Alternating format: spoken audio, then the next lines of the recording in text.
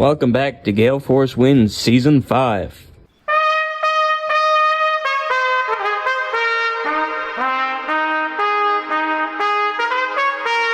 Well, I'm Alan Dale from Gale Force Wins, and I want to tell you what a pleasure it is to be here in Charlottetown, Prince Edward Island. I'm at Holland College right now, and I want to tell you, Holland College is one beautiful facility right in this most beautiful city of Charlottetown, and I love being in conversations with people that are truly making a difference, people who've had an impact on their community, have had a great life leading up to it, and that's what Gale Force Wins is all about, is telling those stories of people and finding some inspiration in those stories. And on that note, why don't you introduce yourself, Sandy, and tell us all about yourself. Thanks, Alan. My name is Sandy MacDonald. It's actually Alexander is my right name, and Sandy is a derivative of that. Born in Charlottetown. I'm the president and CEO here of the college. I've been president 7 years. I was here as VP before that, a couple of years, before that deputy minister. So very familiar with the college. I remember as a kid when it was the Protestant university, but I was a Catholic, so my siblings went, and my father went to the Catholic university out the road. Although two of my siblings came here because two of the programs here you could only get them in the Protestant school. So I remember those days, those bad old days, many would say, and to wind up eventually as the president of the college was probably as much as a surprise to me as it was to most of my friends. So. Wow. Take me back to those younger days, Sandy. Talk to me about, what it was like growing up in Charlottetown, siblings, mom and dad. What were those big influences in your life?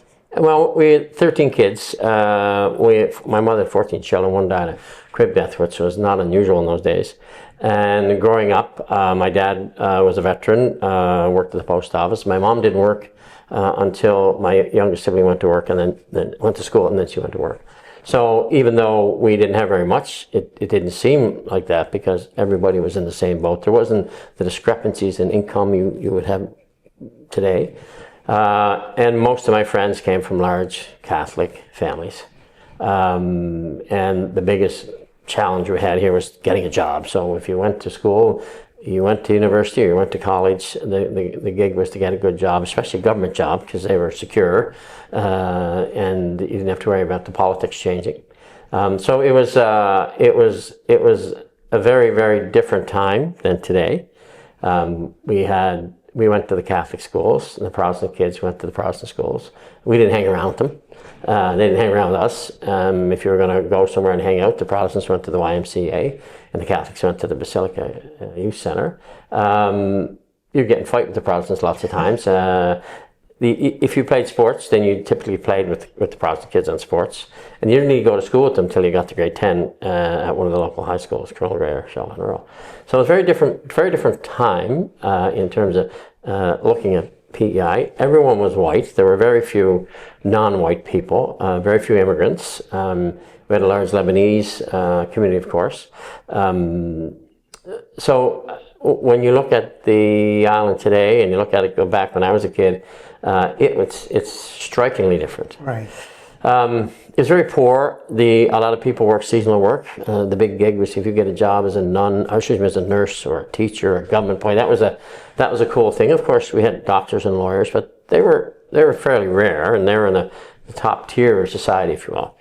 So it was a grind to get through school and then get into university, because in those days, I remember my older siblings had to write entrance exams, which of course is unheard of now, but my older siblings would write something called the Maritime Board to get to university, to get to St. Dunstan's.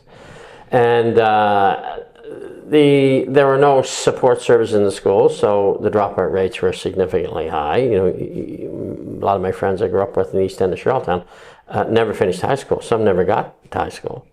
And I still see them all the time, and it's kind of interesting when I tell my kids, I have lots of friends who didn't finish high school. That's a surprise to them. So it was a very interesting time, very different time. Education was quite different than it is today. It was more Darwinian, Alan, in the sense that you went through school until you couldn't go any further. There was no social promotion, so if you couldn't pass a grade, you stayed in that grade until you passed or dropped out. So when I was in junior high school, many of my classmates were 3 and 4 years older than me, and that was not all that unusual. Yeah. But even then, I think most of us knew it wasn't kind of very effective way to do things. Certainly wasn't very fair. So if you had a learning disability, or perhaps you didn't learn the way things were taught, then you were in luck. There were no special education teachers. There were no resource rooms. There was no guidance counselors. So it was a very, I would say, unfair approach to public education, because if you didn't learn the way it was taught, if you weren't quick enough to keep up, then it wasn't for you, and you were expected to go and get a job. Many of my mother's and father's family would move to the United States for work. Turn of the century, my mother was actually born in Brooklyn, New York. My grandfather and grandmother were down there in World War I before my grandfather went overseas. So my mom was an American, although she moved back to PEI. And then many of her siblings moved down to the Eastern Seaboard. The jobs were there, and then later in the 70s and 80s they were in Ontario, and then they were out west. So for years we've exported our young people here to other parts of North America to work. And now we're in a very different time where, of course, we've got skill shortages here in PEI. No one ever thought we'd see that. So it was a different time. Big family, not a whole lot of resources. Where were you in the mix of the family? Right in the geographical center. Okay. So I have to count them up now. I have 4 older brothers and 2 younger brothers. And I have 1, 2, 3 older sisters and 3 younger sisters. Wow! So it was quite a dynamic growing up. And what was the family dynamic like? What was that supper table like? I mean, that sounds like a busy spot. I used the word Darwinian earlier. I put a little bit of that. Yeah. It was interesting because my younger siblings. There's 20 years for 14 kids in there roughly. So the older siblings would tend to look after the younger ones. My mother, of course, was busy, very, very busy, and my father was working. So if you really wanted anything in the family, we learned to work at a very young age, so we were out. And usually one of your older siblings would help you. My older brother, Fred, who's a local columnist here, newspaper columnist and pretty well known, we had a little business. We would shine shoes, we had a newspaper business, and we'd sell bait for fishing and things like that. Anything to make $1 in those days. And the most lucrative approach was selling newspapers. So my brother and I had this business, and he was the owner, and he had the front money. So we split the money 50-50, but I found out when I was in my 20s that really he took 75% and I took 25%. My first business lesson. So your older siblings tend to look after the younger ones, and my youngest sister, Monica, who's a PhD in Halifax now, sociologist, she and one of my older brothers, he looked after her sort of thing mostly. So it was really an interesting dynamic. You grew close to some of your siblings and maybe not as close as some of the older ones. Right. So my closest was my brother, a year younger than me. He was named Hubert after one of my father's friends, but his nickname was Sock. Right. And because his godfather's nickname was Sock. So he and I are a year apart. We were the probably tightest and still are the tightest ones. But you have different relationships with all 12 siblings. So our family get-togethers. The picture behind us here are always kind of interesting. Yeah. Usually a lot of fun because one of the things our parents gave us, especially my mother, is a sense of humor. So that can go a long way. Yes, and there's an old saying, cry and the world cries with you. Cry and you cry alone, and laugh and the world laughs with you. Well, I think that was in our family. We tend to be able to laugh at pretty serious issues because my mother she had a great sense of humor and was a great storyteller, and so was my father for that matter. And so that was passed down to the siblings. And in our family, making one another laugh was kind of a key thing. So I've been blessed with a sense of humor. Not as funny as some of my other siblings, but when times are tough and you can laugh at yourself, that's an important characteristic. So growing up with that, I think my mother in particular, my father too, my mother in particular valued 3 characteristics above all others. One was working hard. You had to work hard at whatever you did, school, athletics, part-time work, whatever you did, you had to work hard. And that was number 1. I think school was exceptionally important to my mother. She was only permitted to go to school to grade 10 in the Comet. And she would say to my sisters daily, never be dependent on a man. And she wanted us all to get an education, so that was important. And I think the other thing we learned was being kind to people. You know, we had always people in our house sleeping in our basement or at suffering, as if we didn't have enough people. And but being kind. So she had a very simple kind of approach. It was, you know, work hard, be kind to people, and laugh, and, you know, things would kind of eventually work out. And so they have. You know, many of our audience wouldn't understand the complexities of nicknames in Prince Edward Island. Oh, gosh, okay. Hey, it's just your brothers and sisters, do they all have nicknames or just a few? All the boys, yeah. So people would not know us by our Christian names, right? They would know us by our nicknames. So I mentioned my brother Sock, a year younger than me. So my oldest brother Fred, his nickname was Fiddler, after my father. That was his nickname. And the reason I think there's so many nicknames is because there's so many McDonald's that how do you keep them straight? There'd be a lot of Mike McDonald's, right? Yeah. So my brother Fred's nickname was Fiddler, and then the next brother, Ian, was his given name. His nickname was Tex, after a famous hockey player he admired. The next brother had nickname Rabbit. He's a smaller, quicker guy when you play baseball, so they call him that. The next brother was named Sput, Gary MacDonald Sput. Not quite sure why that name's there. I think I know, but I'm not quite sure. I'm the next brother. Sandy was my nickname, and then the brother I mentioned, Sock. So the first six boys all had those nicknames, colorful nicknames, and then the youngest brother, Scott, he's a Scott. He's John Robert Scott, his name. So he never got a nickname. He never got one, eh? No, I don't know why. I think maybe they ran out. Maybe they ran out of names at that point. But that was a big thing around the island, right? It was. Everybody had a nickname, and Yeah. everybody referred to them. Yeah. And you're right, some people wouldn't even know the person's name. Yeah. Sports, you mentioned that. Talk to me a little bit about that. Was that a part of your life? Oh, absolutely. We grew up. My father was a famous athlete, especially baseball player. He was as I said, he was a graduate from St. Dunstan's University. He was voted the rugby player of the half century at St. Dunstan's for playing rugby. And then he was a famous baseball pitcher, and he would often be called upon to pitch outside the province. So a famous game inside the province, my father lived in a small rural community called Peaks, and they had a tremendous baseball team, and my father was the star pitcher. And they came into Charlottetown in 1935, in that period before the war.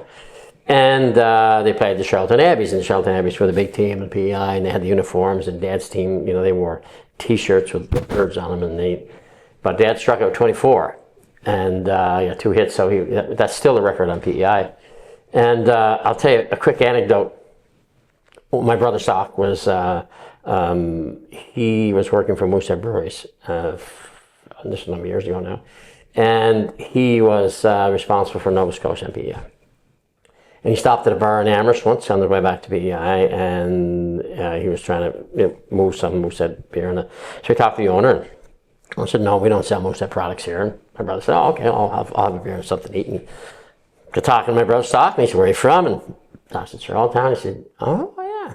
I knew a guy from Charlottetown once." He said, "Fiddler MacDonald." And Stock said, "Well, how would you know him?" He said, "Well, they used to bring in the touring black teams from the United States. This is before baseball was integrated. And they would bring in Fiddler to pitch, and they bring in my brother, who played for Boston College, to catch." And Stock said, "Yeah, I was aware of that." And he goes, "How would you know?" He said, "Because Fiddler's my father." So they had a beer. So about a week later, Sock gets a call from his boss in St. John, next time in St. John. "Mr. Olin wants to talk to you, Derek Olin, who is the company president." So, Sock, oh my God, maybe I'm getting fired. Right? So he goes in to see Mr. Olin, and he said, "Mr. Olin," and he said, "Sock, you need to tell me how you got our product into that bar in Amherst. We've never sold one bottle of Moosehead beer in there." My father played baseball with his brother. Yeah. So it kind of illustrates in Atlantic Canada the importance of connections made through sports. So we all played sports, my sisters and my brothers, and it was just a way of keeping busy. My parents thought it was important. They always had something to do, and it was also, we were a pretty competitive bunch, and we used to have a table hockey game in the basement, and the boys would play down there. On the table hockey game, it would always end in a fight. You know? So the last big tournament we had down there, one of my brothers punched a hole in center ice, and we thought we threw the game out, but when my mother passed and we were emptying the house out, we found the game with the big hole in center ice. walked away. So, athletics were important to us. Very competitive. Playing baseball and softball, we played right across the country, and my siblings, a number of them, to Canada Games. My brother Soccer was an all-Canadian football player. My niece Alana was an all-Canadian soccer player. So we got a 3PI. So the athletics were pretty deep, and if it was playing tiddlywinks, we'd want to win. So in our house, and even we used to play 45s cards at night time. I hated playing cards, and my mother, God rest her soul, was a great card player. But if we made a bad play, she'd let you know it. So maybe the competition went a little too far sometimes. But in our family, athletics and sports were important. Matter of fact, I was just playing hockey at noontime today. So it was important for physical reasons, to keep active, the camaraderie, of course, and the competition. So, and probably get you out of the house too, right? Get out of the house, and I say this, and I say it facetiously. We had one shower in the house, so if you wanted to get, you were guaranteed of a hot shower. You better go to the gym and get it there, because you may not get it at home. Talk to me a little bit about your academic journey. It's important to Mom for you guys to go to school. Talk to me a little bit about that now. Yeah, my mother. I think we had my siblings. We had one was the School of Queens, and my sister was at St. Andrews in Scotland. I had another brother at St. X, and another sister at Dow, I think it was at one point. So my mother was helping them out and juggling it all. So school is very important to us. And so when I started university at 16. It's pretty young. I got kicked out twice, so it took me 7 years to get a BA. And I still didn't know what I wanted, so I took a BED and became a teacher, and realized quickly that I was interested in teaching young people who had challenges. I wasn't interested in teaching the bright kids; they seemed to be able to learn, easily. But I was interested in the kids who did not learn easily, and so I left after a while and went to Memorial, and took a 12-month program there on special education, and worked for a while at that, and then I went to the University of Alberta, did my master's degree there. Really get my eyes opened at Memorial, because they had a clinic serving all of Newfoundland and Labrador, and so you could actually pick off the clinic waiting list the type of condition you wanted to see, and they would bring them in, and you do the assessments and the programming and that sort of thing. So it was an eye-opener, and the people who ran that program at Memorial, most had come from the University of Alberta when they set up. So when I was looking for a reference, the two people I looked for a reference from said, well, we'll send you to the University of Alberta. So I really did not know how the whole system worked, but they said, you don't have to apply any place else, we'll send you there. So I ended up at UA, and then finished there, wrote my master's thesis, and then came back and worked here, wrote my master's thesis, and then the government was short psychologists. So I took my PhD at McGill, and the province paid 60% of my salary to go. I had to come back here and work for them. So good for me, good for them. So I came back here and worked while I wrote my dissertation. Worked as a psychologist in the school system. Then I wanted to try something different, so I went into justice and worked as a consulting psychologist for the Department of Justice. So I was responsible for the courts, the youth center, the jails, probation offices, and that was making sure people were ready for court and were assessed properly. And did that for a while. Then I moved into administration, and my first administrative job was here. Is that right? Yeah, working for the president of the college then was a man named Alex McCauley. He was a very important person in my career. And then I ended up as superintendent of schools. So I ran the public school system for 6 years, and then I was asked to be deputy minister. Did that for 6 years, and then I came back here. So I guess the thing is, I tell my friends, I never planned it this way. It just happened. I didn't have it all sketched out. I'm going to do this, then do that. I was fortunate enough to, as I say, one door closes, another opens. Right. That when I was ready to go to a program after Memorial, the guys at one said, you should try U of A, Sandy. So I went there, and it kind of snowballed from there. So I am extremely fortunate to have the opportunities I've had, and I was extremely fortunate to run into certain people along the way that you kind of eye-opening and say, you can do this if you want to do it or do that. So it wasn't by design. It was more like by I wanted something different, something more meaningful than I was doing, and so these doors went open. I certainly don't recommend people plan their careers in mind, because it defies logic. I was asked one time, did I was I always aspiring to being a college president? And I said, that would be the last thing I would have thought about. They're really the last thing. Right. And it just so happened that when I was ready for something else, a job would come up. Right? Did you enjoy school? The first couple of years were choppy, as you say, but did you enjoy the experience of going to Newfoundland, going to Alberta? Yeah. What was that like for you? Yeah, the problem I had with the university when I was too young, really mature when I was there, but even when I wasn't going to school, I was always reading. I'm a voracious reader. My house is full of books, and my father's like that. Most of my siblings, all of my siblings are like that. So in our house, books were the norm. My father didn't like us reading comic books, for example. He thought that was a waste of time, but you could read, if it was a classic comic books, if you remember, old enough to remember classic comics, were comics based on traditional novels like David Copperfield and those types of things, 10 Years Before the Mast. And so we were allowed to read those, and of course they got you interested in the novel itself. So when I went to university first time, even though I got kicked out, I was just reading all these books, so I would read as much as anybody. I didn't like going to class. So. But when I realized I wanted to focus a little more, it wasn't really until I got to Memorial that I became a good student. And I had the quality of the teaching at MUN was excellent. I had some real good profs at UPEI too. Edgar MacDonald in particular jumps to mind, and some people in the political science and history departments as well. But when I got to MUN and realized, okay, maybe I could, and there was a paper I wrote for a guy named Dr. Wayne Nesbitt. And I went in to see him about it, and he said, this is graduate quality material, Sandy, you should be going to graduate school. I wasn't going to go. I wanted to get a job, and getting a job in education means you had to have a specialty, and MUN offered that specialty. So my plan was to go back to BEI and get a job in the school system. But Wayne said, Sandy, you should think about grad school. And that's the first time I really thought about it. And he mentioned U of A in particular, so that's why I ended up there. But once I had got in my mind that I was good at the academic side of things, then it became, I wouldn't say easier, it became more meaningful to me, because the program, U of A, was very tough, same as the one at McGill, but because I was clear in my mind what I wanted then, it became a little easier, and I just did it like a job. Sandy, you keep mentioning people's names that impacted you along the way. Talk to me about the importance of those people in your life and what it means to have somebody like that that believes in you, that mentors you. Yeah. That's a good point, a very good point, Alan, because I'll say me, academically, I was an okay student when I was at UPEI.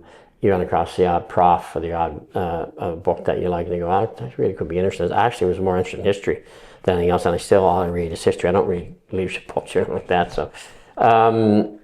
And I had some professors, Edgar MacDonald. I mentioned Edgar MacDonald passed away, unfortunately. He was a mentor to me. And he would say to me, Alexander, because I'd always be passing my papers in late and stuff like that. And he'd laugh and take them. But he would say, yeah, you got something here, Sandy. This is something you should be into. And he taught this course, not the courses he taught, but he taught a course on exceptional children, which is really the thing that interests me most. What makes these kids tick? And that was the first thing that really tweaked my interest. And then when I went to MUN, of course, the whole program was about exceptional kids there. And people like Norm Hadley and in particular Wayne Nesbitt were two guys that were profs there, both U of A graduates. And they really piqued my interest. And as I said, I went in to see Wayne one day about this paper, and he said, this is a quality paper, Sandy. You should be following up on this, and you should go to grad school. And okay, if he thinks I should, maybe I should, right? And I realized when I got there, it was a place that I felt pretty comfortable. And I felt really comfortable working with people who were, I use the word disenfranchised. It's probably the wrong word to use, Alan, but so during that time, and William Talley was my advisor at McGill, and even another big booster of mine. He would say, you can do this. Well, I was in there probably a month, and he gave me an article to critique in the big journals there, and I said, Jesus, he thinks I can do it. I must be able to do it, right?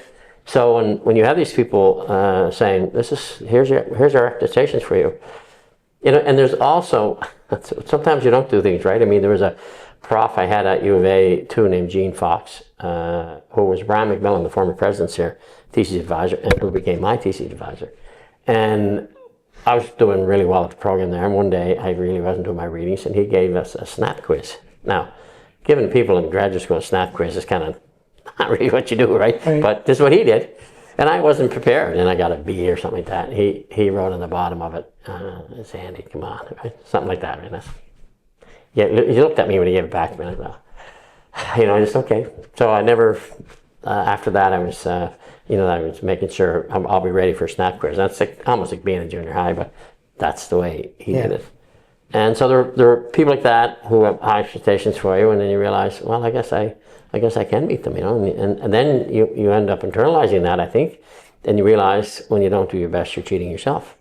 And it takes a while, gradually, I didn't even see it coming, but I realized that I was looking for the external evaluation first, or responding to it, and after a while it becomes quite internal.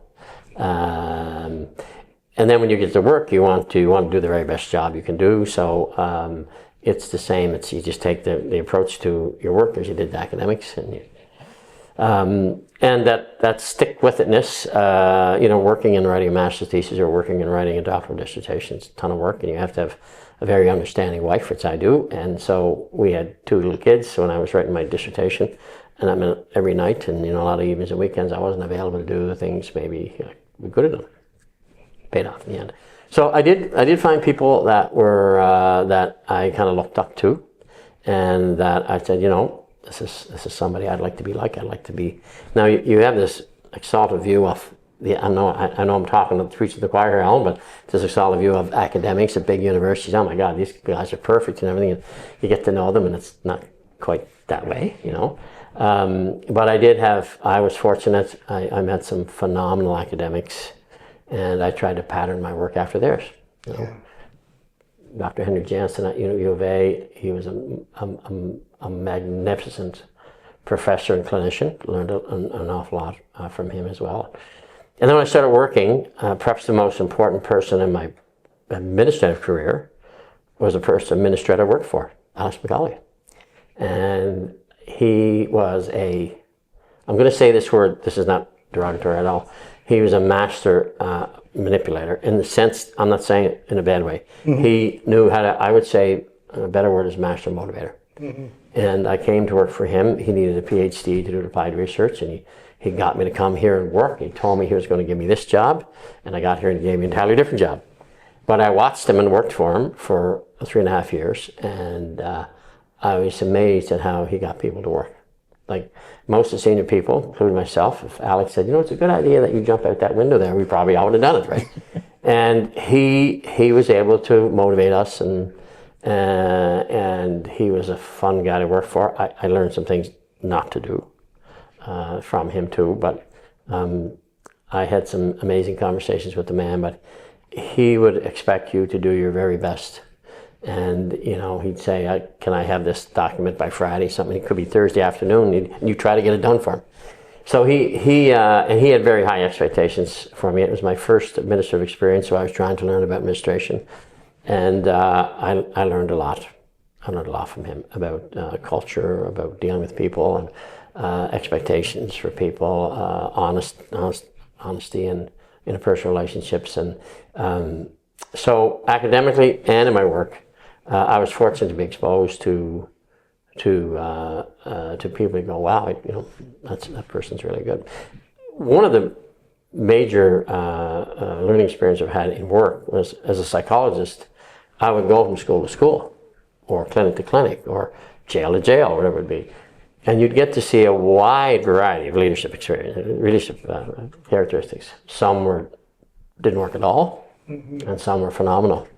And so over time, I was fortunate enough to pick up, from this thing that worked over here for this person, and I was able to incorporate that in how I deal with people. So I was fortunate that way, and I saw some people whose skills weren't very well developed, and so he'd say, well, I don't want to be like that. So you'd learn what not to do and what to do from all these experiences, and so I was lucky that way. And you'd be exposed to 46 principles, or we had 3 youth centers at the time. You'd see how the youth centers are run, you see how the courts are run, you see how the jails are run, and you'd say, wow, this works. That doesn't work. Right. So I probably had as much experience in leadership in looking what didn't work than any type of course or training I took. Because I've never taken a course in leadership. Maybe I should have taken them, I don't know, but all my academics are on were on that side of the table, not in administration. you know, a beautiful journey sort of growing up, and then your academic journey and your experiences intertwine in that. It sort of positions you very nicely to where we sit here now. It's sort of all of this brings you to this point. And as you say, perhaps not by design, but here we are today. We're having this conversation. Talk to me about what you're doing in the moment and why that's so important right now. The job is important to me, and the reason I came to this position was education is the great equalizer in our society. And the college, when I was here the first time I came to the college, I knew nothing about Holland College, zero.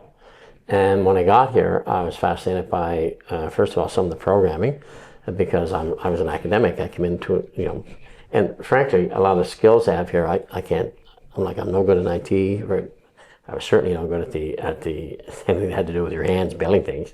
Although I did fix lock sewer lines up at Fort McMurray, so, that's why I went back to school. But what I saw here was in adult education, many people who were taking a different path to the labor market than the one I'd taken. And it was amazing to see the quality of the learning that was going on here. So my eyes were wide open, were opened wide. And then we had an adult education component where people would get their second chance at school. So I didn't do well in high school, or I had a problem, or I got in trouble with the law, or what have you. All people I know very well from my work, and seeing them coming back to school. And maybe one anecdote will capture it for me, because my favorite part of the job was going to the adult education graduations. And, we think, people like me think, well, you made sacrifices to get your education. They're nothing compared to some of the people that I've met in adult education. And one man's a native guy, I won't mention his name, but he said I could tell this story. But I went out to the graduation a few years ago, and he was getting his grade 11 biology. And he was in his 40s. And I said to him, why did you get it now? Why didn't you get it like 10 years ago, or 10 years from now? And he very proudly said, he said, well, my girls are grown up and I wanted to be able to read to them. And the chief told me if I got this biology, I'd get a job he said, I got the 10 biology, now I got the 11, I'm going to get the 12. I said, well, you must be persistent. Yeah, and when I had the stroke, he said, I said, what? So he lost his vision for a bit. And here he persisted to get his grade 11 biology. And I was thinking, wow, these people are really... So his story was typical. Mm-hmm. And, a single parent would drive in every day from Surrey, 2 kids, she'd leave with her mother, and she'd do her shift work, her internship work at the hospital, and then drive back. And I'm saying, you talk about making sacrifices. So to me, we have these high-end courses here at the college, which are amazing. But then you see all these other people making these enormous sacrifices to better themselves, better their families. And that really hooked me, engaged me. How can it not? Yeah. And you look at it and say, wow, these... So when I came back here as academic VP and then president, my emphasis here is on the quality of the learning. And COVID came along, we probably had 5% of our content online. 3%. Suddenly, we had to put a significant amount online. And we spent a couple of $1 million, and we really immersed ourselves in that. And a year and a half later, we were where we needed to be. But it speaks to the quality of the instruction we have here in the staff. But it was something that, how do you engage learners who many of them don't want to learn in an abstract way, they want to learn in a practical way. And it's fascinating to see what our instructors can do with these learners, if this is what they prefer. And yes, I know we've got a lot of work online, but the majority of our learners, our young learners, don't want to learn online. They want somebody to show them how to do it, right? And I think when you see that, it's kind of amazing. Sometimes I'll go and watch the work in the labs, and the kids are just entranced. For me, it's something that it's everybody can really maximize their own individual potential, and universities like that too, but in a slightly different way, right? For me, when I came back to the college, I was really excited about where we were going. And then we had COVID, and then we had a Hurricane Fiona, so it really threw us off for a little bit. But you talk about a resilient group of people that work here, and this has nothing to do with me, because they were here before I got here, most of them. But it was amazing to see how quickly we could get our learners back where they wanted to be. And so to see someone come in and to go through a program, then go out and get a job and to be successful, it is why I do this work. And now, and then we're challenged by these other things I mentioned, as well as the international student situation, and the situation in the United States and with China.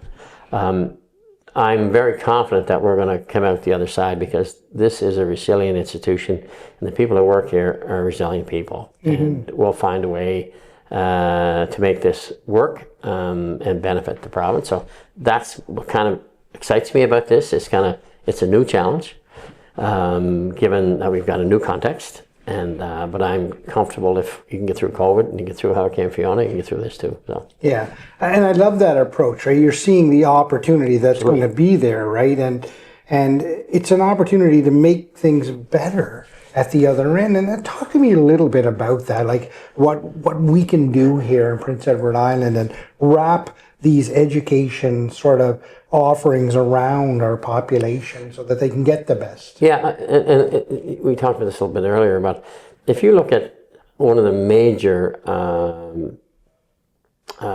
potentialities we have here on PEI that we don't take advantage of is our size. Right?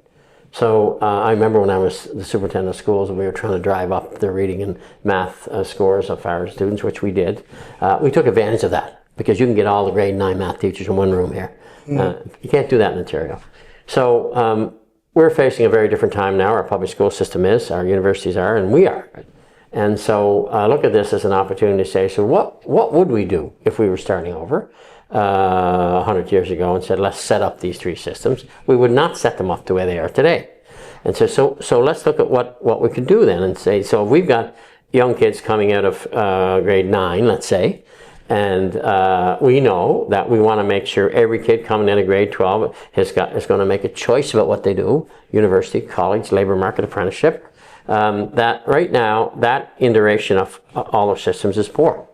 It never had to be good, because we always had lots of labor. Matter of fact, we were exporting our labor. Now, more than ever, we need every person to make a contribution to our economy and to their own lives.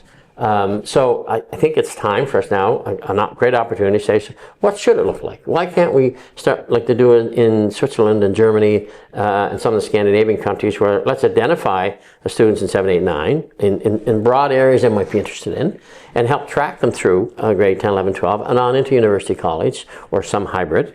And then make sure if they do go to apprenticeship, they get the red seal, because our red seal completion rates are quite low compared to the Europeans. So if you look at that and say, we've got some models around the world that work, let's take them and try them here at PEI, because now's the time. We've got a new president at UPEI, Wendy Rogers, who's a great lady, and I think a fine academic, and she's willing to collaborate with us. And then we get the province come along with the public school system. Now, I'm pretty excited about where it's going to go. Yeah, there's little doubt about it. On Prince Edward Island, there's an ability here for sort of industry, academia, government, all to work collectively together. And you're so right. I mean, you can get everybody in a room here pretty quickly and say, we've got a blank canvas in front of ourselves right now. This is a great opportunity. We can come out of this thing strong. So let me give a good example that not many people are kind of talking about. But a few years ago, let's say 5 years ago, we were talking to the bioscience industry. Roy Francis is the CEO. Oliver Chechstow is the chair of their group. And they were concerned that the 4-year science graduates, biology graduates from UPEI, had a lot of theory and not a lot of practice. Our 2-year bioscience tech programs had a ton of practice in the labs, but not much theory. So they were saying, what would a hybrid program look like? So we went out to the university, talked to the faculty, and in particular, Barry Linkletter was there, great guy. And we said, what if we create a hybrid program we would maximize the potential of both schools? So we come up with a program where you spend 2 years in your BSc at UPEI. You come to the college for 10 months in our labs. We have 3 PhD biochems there. So you take the 10-month, you're taking our 2-year program, but you're doing it in 10 months. Then you go back to UPEI for your 4th year. So you get your BSc, you get your 2-year technical program, all for the cost of your BSc. So we did that, and it won the gold medal among all college programmers, innovative programmers, a couple of years ago during COVID. So we didn't get the big ceremony, but we got the medal. And so then we started seeing, well, let's add another piece to our program, a post-grad, which we did. And then the industry itself said, well, this is all great, but we need more specific training. That you guys are the generalists. So they set up their own training program with our help. Now, some people are saying, well, what are you doing helping them set up a training program? You are the training program. Yes, but we can only do part of what they need.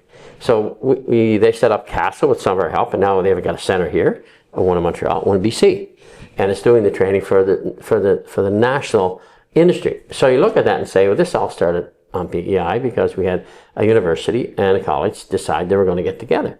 We had Acadia dragged into that, and we went over there with them. And so when you look at what's possible, especially in a place like this, we've just begun, I think, to scratch the surface. And now Castle's got significant federal funding. We've got our own program here. We've got the 4-year program, UPEI. So, the industry here, I think we've helped them address their labor issues for the most part. Right? In a very sophisticated way, right? They identify a problem, and it's not just a transactional thing. We can solve that. It's thinking way more broadly than that. But it's amazing to think that it could be solved so quickly. Well, I think the benefit of a college, and I'll give you another example. So we have about 1,200 students in China in a number of partner colleges there. We were up to 2,000 at one point pre-COVID. Now it's around 1,200. So we work with a college over there that really specialized in early childhood care and education. And they had a program, they're interested in our EA program, for early care for young kids, but with those with autism. So we said, okay, we don't have a program like that here, but we'll take outcomes from 3 of our other programs, and we'll take one of your semesters. So we've got a program now that's got 3 of our semesters and 1 of their semesters. It's under our auspices. We share it with them. We deliver it in Guangxi, the college there. And the last semester, which is their content, is really about the assessment and programming for autistic kids. Something that we are not as advanced on at the college as they are. Mm-hmm. So we're learning from them, they're learning from us. So we're going to take that program, as we're offering over there, see how it goes, and then offer it here. So when you realize that a few years ago, Dr. Al and I at the university were setting up a school in Cairo, affiliated with one of the universities there, and we were talking about, here's the programming, and I happened to let slip, yes, and we'll do the math this way. And the dean of the university there said, well, Sandy said, we built the pyramids, we can do the math. You forget that these universities are older than our country, right? They were doing things when we were running around chopping trees down. So there's a certain amount you realize, they know a lot of things before we did. Right. So you have to learn to be humble and realize, well, what can we learn from them? And so that sort of approach, where now we're going to have a program that we can offer in both China and Canada, which has got outcomes from Holland College, outcomes from the college there, and as a hybrid, is also the future of what we're doing. So the opportunities there are significant. It speaks to collaboration, right? And that desire to be collaborative and to understand that we can all sort of benefit from this. Whether it's a university, the college, another college, whatever. Yeah. Talk to me about the importance of having that collaborative approach. I don't think, and I maybe I'm wrong here, Alan, but I don't think there's a university, maybe the University of Toronto is a little different, they're a little bigger than everybody else, but if you're a college or a small university, there's no way that you can meet all of your students and staff demands yourself. Give an example. We're a pretty small college here, so we are part of a consortium in Atlantic Canada. There's 7 colleges, the Atlantic College Atlantique. 10 years ago we knew one another, but I don't think we were working that well together. But we started pushing a few years ago the collaborative approach, because we traditionally saw ourselves as, well, I can't collaborate you might steal my students, or I might steal your students, right? So we realized, we're not competing with those people, and if they do well, we do well. And so we started collaborating, and we did some big projects together, and we started to learn from one another. Staffs got to know one another, and you start to trust one another. Along comes COVID. Now we're meeting weekly, sometimes twice a week. What are you doing with vaccines? What are you doing with masks? What are you doing with cleaning? What are you doing with extracurriculars? What are you doing in your residence? How are you doing your distancing? And so we really quickly became very, very close to one another. And it was, well, have you got the policy in cleaning? Can I have that? So they might make a policy at Nova Scotia Community College on Monday, give it to us Wednesday, we'll apply by Friday. So we didn't have to invent the wheel with every problem that came up. And it proved to all of us that, wow, you know, we do a lot better as 7 colleges working together. Now, we don't always get along, and we've had some interesting conversations, but we know one another well enough now, and the team changes every so often, that you can have your say, and then we'll reach a decision. And so that's on the college side, and I don't think anyone has to be convinced that that's the way to go. There's not a college in the country that doesn't work with their partners. And I think for us too, we've done lots of work with UPEI. On a scale of 1 to 10, I'd say we're at a 3. I think we can get it up to 8 or 9. And I think we're at a 3 simply because we didn't have to really change too much and needed the day, but now we have to. And I think the spirit is there for sure. We've got 75 pathways with other universities. You know, they figured it out too. We'll take your students anyway we can get them, and we'll give them credit now for. Used to be the university would say, well, we're not going to give you too many credits for your college. They're only college credits, and now they realize, oh, okay, we'll give you 2 years of credits. We'll give you 2 years. So it's really interesting now. So, and all of our programs, I can't think of a single program ladders into something else. So if you come in, and just one of the ones I signed the other day was with UNB and policing. So you come in and take our police program, so now you're a police officer. Well, they'll give you a year and a half credit for that, and then you can take some other courses, then 2 years, and you get your degree. And if you're a police officer, of course, you can do the on-street policing with that. But to get promoted, you need a degree to go into management. So that's the quickest way for them to do it. Sandy, the other thing at colleges that amaze me is that the people that you put in front of the students come with a great deal of experience, right? I'm a Holland College graduate myself. I went through the culinary program, and I think back on Chef Hans, and I think about Chef Tim McRoberts, and these guys came to the table having done the business, right? Yep. And they passed that on to us, and it was just a pleasure to watch them work and listen to their stories. And that's what the college really does so well. Talk to me about the importance of that. Well, it's interesting you would say that, and mention Tim McRoberts, because my first time here at the college, I'm a big believer in the quality of the teaching and learning. If you're going to have an institution, be it university or college, you've got to have quality. That's your product, right? And so when I was here the first time, the president asked me to set up a training program for our instructors. So how do we bring people into all this time of experience? Now how do we train them to teach that experience?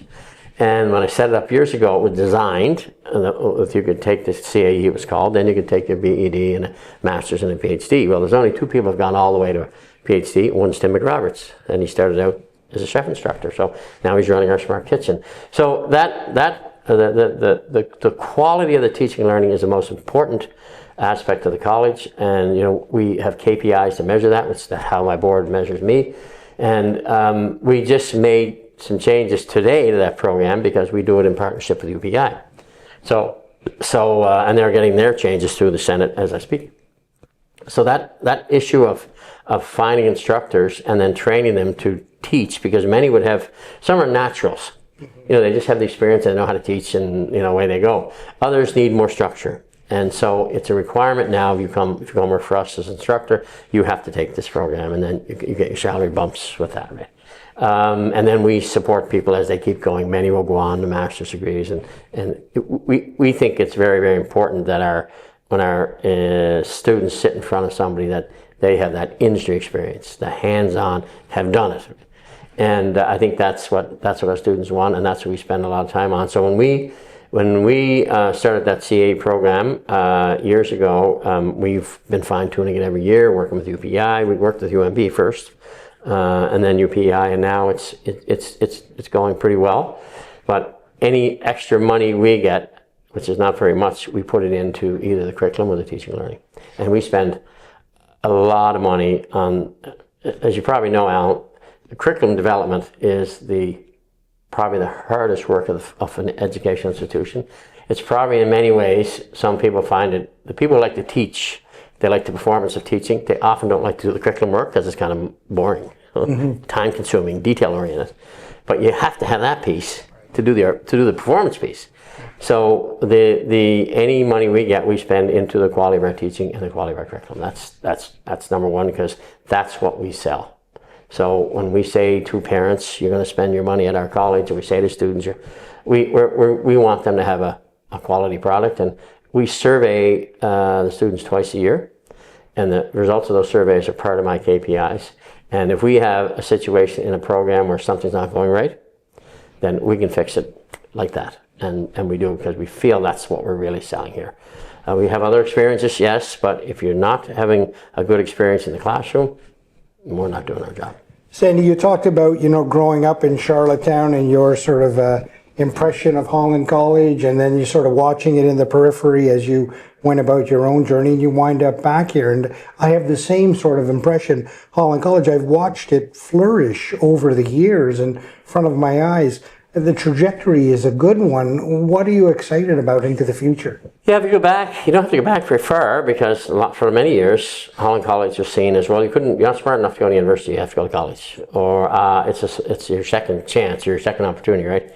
I think in particular in the last 15, in particular the last 10 years, that's changed dramatically. We have 40% of our kids here have been to university. Many of our programs are full of university graduates. Many of our graduates go on to university, so it's the old idea of, my son is a good example. He went to university, came here, did a 2-year program in computer information systems, got a job in Montreal, loved the money, hated the work, come back to university and finished his science degree, and now he's working in the field. His story would be common here. Mm-hmm. So many of our students have seen both college and university. So and that's the way it should be. Our support systems and our infrastructure need to do a better job of, we have bursaries, where you can get 4 years of bursary money if you go to university, but only 2 here. Well, but that's changing. The province is working with us on that, so we'll get that changed. But the idea that there's a college and then a university and nothing else, we're slowly moving, not fast enough, but it's going to start to accelerate here. We're slowly moving with the integration of both. And when you look at I know you were instrumental in the engineering school at UP. Yeah, I did engineering school. Well, that's really part college. Mm-hmm. When you look at it, because it's industry driven and it's outcomes based, same as the work, matter of fact, exact same as the work we do. And when you look at what bioscience has done, their partner in Dublin is the institute there. It was specifically designed to be the best of a university and the best of a college and the best of industry. So we see more and more of this where industry says we need to be more involved. I think what the challenging is, but the thing that's right in front of us is we've heard lots of talk about essential skills, soft skills, 21st century skills, employability skills. They're all the same thing, right? Can the person come in and work independently? And we realize now that we don't do a very good job of teaching those in school, in universities or colleges, and we have to be fully integrated in industry to do that. So I think that's going to be the next issue for us, is we're going to have programs, and we have 2 now, where you're really, as you're working, you're part of the school. And I'll give you an example. Paramedicine. So our paramedicine program, we're a competency-based institution. You have to write exams still, but you have to demonstrate your competency. So we have our primary care 2-year paramedicine. They're out in the trucks. They're being supervised by advanced care paramedics, who are our graduates as well. And what we're asking our paramedics to do, who are employees of Medivy, actually, people are saying, can you evaluate our PCP students? And they're not giving them tests; they're evaluating them on the patients in the trucks, right? So when you look at that, you say, well, that's industry helping us evaluate that student's soft skills. Mm-hmm. The other place you do that is in early childhood care and education, where we have a 2-year program, 36 students in it, face-to-face. We also have another 64 students who are working full-time in the daycare at various levels of that program, and they're working and learning simultaneously. So as they complete courses, they get more pay. And when they graduate, they'll be in the same footing as the 2-year people. But they're being evaluated right in the industry. So if we find someone whose social skills may be lacking, that becomes part of the evaluation. So they said, Sandy, you're not really doing well with the parents. Here's some things you need to work on. Well, we know now that for many young people, these skills have to be taught. You just don't pick them up, right? Mm-hmm. And so more and more we'll see, as we go in the next few years, we're going to see the idea that, well, industry can help us evaluate our students because they know what they want. Yeah. And you can't teach social skills in the classroom. It has to be done on the shop floor or in the clinic or at the hospital or wherever your setting will be. That's a very important thing to focus on. It's I remember when I was at UPEI, Dr. Nick Kruglikov, he actually reversed that conversation. He called what we used to call soft skills. He said, those are the permanent skills. He said the technical stuff that we're teaching has to be relearned over and over and over again. Those are the perishable ones. Those are truly the soft ones. It's the permanent ones, that ability to communicate, to work effectively within a team and all those. I'm so glad that you're focusing on that. Yeah. Sandy, if you... Just to add to that point, Al, the term that I've heard that makes sense to me, they're often said is the Velcro on which the other skills will stick. Yes. And so to your point, they've been called a lot of different things, but what we have to recognize is that we're not going to teach them in isolation. It has to be done in collaboration with industry. So and I think part of the engineering school, if I'm not mistaken, that was part of their 100%, gig. yeah. Is so the employer can take a quick look at this young engineer and say, well, he or she's got all the skills they need, but I don't know if they can work independently, or do they take direction well, or can they work as part of a team? Right. And so we're probably doing a pretty good job at that, but we need and can do better. Yeah, that experiential learning piece and actually the experience itself of working will help develop that along the way. Sandy, if you were to run into somebody up at the Sobeys and they were, either thinking of a career transition or they were a mom or dad that were trying to, help their son or daughter along the way, how would you summarize Holland College in a few sentences? That's interesting. I would summarize it as a place where you can find and get your access to meaningful work.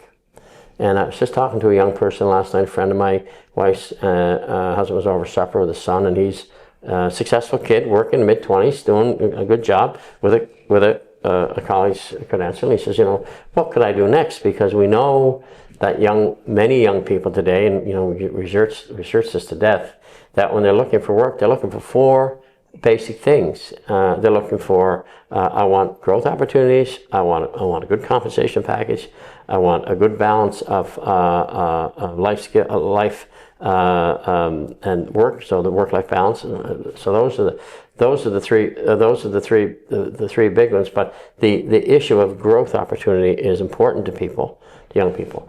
And so when I said to this young person was, look, when you're ready, come on, we'll have a chat. And there's a number of opportunities. Many people who are successful tradesmen want to come back and take business and start their own business. So they'll take 2 years of trades and 2 years of business, and now I feel comfortable being my own. So what I do say to young people and parents is all the time, listen, come back and we'll come through with a meaningful plan, and Holland College can help you carry that out. It's a transition point from where you are to where you want to be. And that's kind of I don't think we use that in our sales pitch, but we should. So that's kind of where we are. It's fascinating when you look at the research. I went to Ontario a few years ago. They looked at people who's majored in a certain area at a university, and how many of them were working post-university in that area, and it was less than 50%. So they said, well, when we do the colleges, it'll be 100%. They found the same thing. Many people will come in and take a program and say, I just took a 2-year pastry program, or 3-year culinary pastry program, but now I'm working in business. All the skills are transferable. And so we try to say to people, these skills that you have now, just when you go out there, you may find something else that's more interesting, which is what happened to you, Al, in many ways, right? But by the same token, we have many people in our culinary program who are in their 40s and come back and are successful lawyers and engineers, and just, I wanted something different. So it is, when you come to a point in your life, and you can be in your 20s or your 50s, where you think, I need something more meaningful, we help you with that transition. Right. That's what the college does. I went to chef school, Sandy, out of pure necessity because my wife can't cook, so it was a survival technique. And on that note, you keep mentioning your wife and your kids. Talk to me about the importance of that sort of support behind you as you go about leading this company? These paintings are my wife's. That one in there in particular is my favorite one. She's a painter, a potter. She was a retail operator. So when I was going to school, we have two kids, Jessica and Max. Jess, a traditional university kid, brilliant young woman, even though she's my daughter. She did her poli-sci here, did her master's in political science at Dal, did her thesis on energy policy. Got a job as an intern at Halifax, City of Halifax, working for Mike Savage, and worked her way up to head of policy. And now she's back in Charlottetown with our two grandchildren and her husband, and she works for the city here in communications. So she's, in many ways, an academic person. She was always a good student. I struggled with her in her math, so we fought our way through math to grade 12 and finally we gave up. She, very bright, extremely bright person, unbelievable writer. So she went through school that way. My wife was a retail operator, went back to university to finish her degree when my daughter went to university in Mount A. So that was, and so she got a science degree from UPI. The only person ever to win the marketing award at UPI and not be a business student was my wife, and I say that's brag. But then her mother was a painter, and she went into painting and pottery, so that's really what she does now. So these paintings are hers. Beautiful. And she pots. That's one of hers there. But she sells everything she makes. But she had a hiatus for a year and a half when her pottery shop burned down. And so now she's back in full form. And you might have seen the paintings that were around the city in the light boxes last summer. Well, hers was the one down in the corner of First Sears. Oh, wow. Yeah, so she was very pleased with that. And then my youngest, Max, he's interesting, a little bit like me. He went to university, quit, went to work, and decided to go back to school. So took a math course, philosophy course, decided to come here. Did very well in his CS course, goes to Montreal, got a job, and paid very well, but middle of the COVID, liked the money, didn't like the work, so I came back, UPEI, started Concordia, switched back, and did his science degree, major in psych, minor in math, and now he's working for immigration PEI with young people, which he really likes. So what he's going to do, I'm not so sure, but he's finding a path. Right? Yeah, unfortunately, I think he might have a little bit of me in him. He's kind of found his path. My daughter's path was a little bit more clear. She was very clear in her mind what she wanted to do.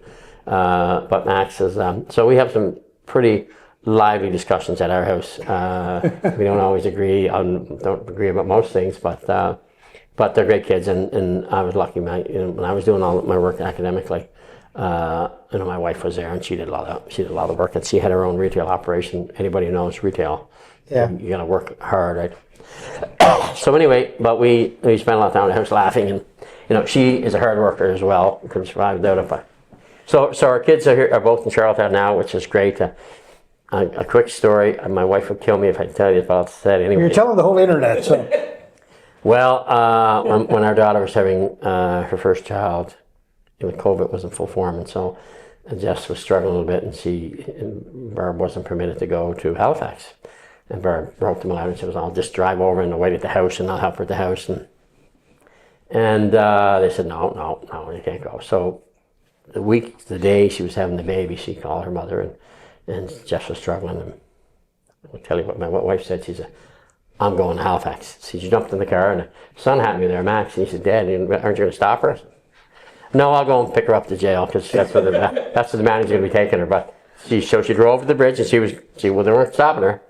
And by the time she got there, Paul, our son-in-law, called and said the baby, everything's fine. So she turned around and come home. But she was getting Halifax that day. No ways about it. So it is. In doing this job, the job now, when the kids are grown, it's a little easier. But you have to have stability at home, and if somebody understands when you're traveling. I used to travel quite a bit. That running the home and looking after the kids is Barb's. Our marriage is down the line. Share that, I think. Sandy, you've had an interesting journey, and fantastic and fascinating. Just for you to tell us all about it. And if you had a piece of advice, what would that be? Well, I can only say on what works for me, right? And I say to people all the time, and I practice this. I take my work seriously, and I don't work myself to death. I try to leave my work at work, but I work hard when I'm here. And the other half of that is, I don't take myself very seriously. I make lots of mistakes, and as I say to the staff, and I learned this from Alex McCauley, if you're going to do this job right, you're going to make mistakes. I said, what you do, you apologize for your mistakes, you accept the responsibility for your mistakes, and you said, and I'm going to do better next time. So I would say, take your work seriously, but don't take yourself too seriously, and you'll probably be okay in the end.